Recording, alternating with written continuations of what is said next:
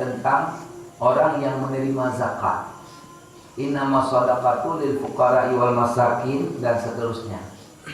Jadi kriteria miskin sama fakir mudah sekali.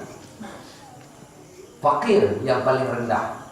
Mereka mungkin punya rumah layak pakai, mungkin punya sawah, masih bisa kategori fakir. Apalagi tak punya apa-apa. Ini yang punya masih bisa kategori fakir. Sawah itu untuk makannya. Tapi dari kebutuhan yang ia butuhkan, dia cuma bisa capai target per harinya 50%. Tapi nggak mati lapar, Ustaz? Enggak, tapi nggak beli ikan.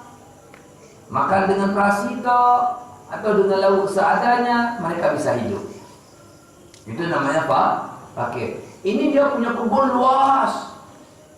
Rumah bubuk derita, kereta nggak punya. Kalau dijual miliarder dia, itu kaya.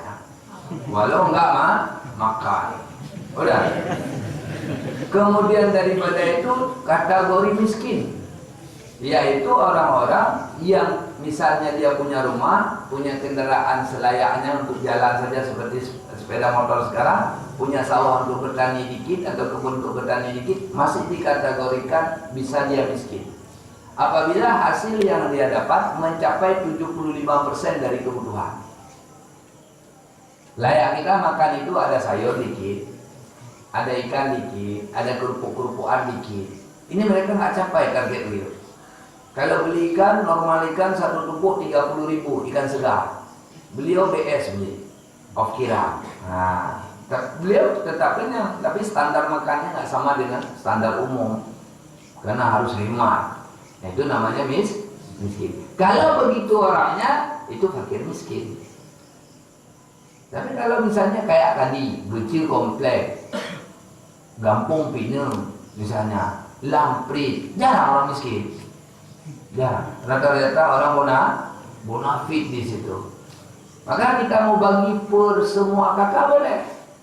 Berarti kita hitung gimana jumlah daging dari keseluruhan, taksiran dari lembu yang ada, 33% ragu, 40% jatuh ke orang miskin.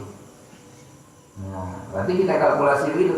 Jadi sedangkan sisanya kita bagi dengan kakak yang akan kita bagi. Jadi jadilah paket, ada pahe, ada pama, pakai hemat, pakai mahal. Ya.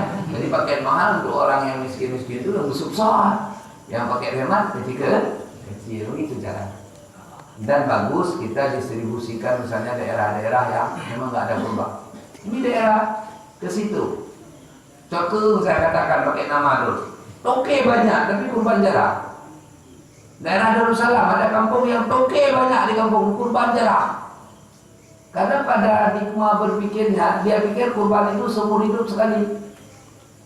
Padahal kurban itu setiap tahun. Kalau ada mampu mesti.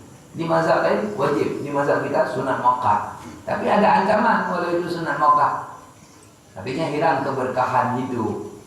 Tidak tertolak bala, banyak masalah. Ya Rabbi.